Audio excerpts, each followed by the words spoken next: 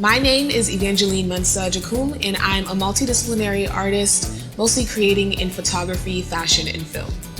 For my presentation, I plan to talk about my creative journey and how my senior high school photos played a role in that process, as well as the projects that I'm currently working on and what I have planned for those down the line, and also how I plan to incorporate more of my engineering background into my creative practice and what I've done with that already. Advice that I'd give for artists is to really make the most out of your resources and what you have at hand and available to you, but then also at the same time to really invest in yourself, whether that's time, the energy, financially. Take that time to invest in yourself and your talent and how you enjoy creating. I look forward to sharing more about my personal and creative journey at the Artists Guild on Thursday, August 24th at 6:30.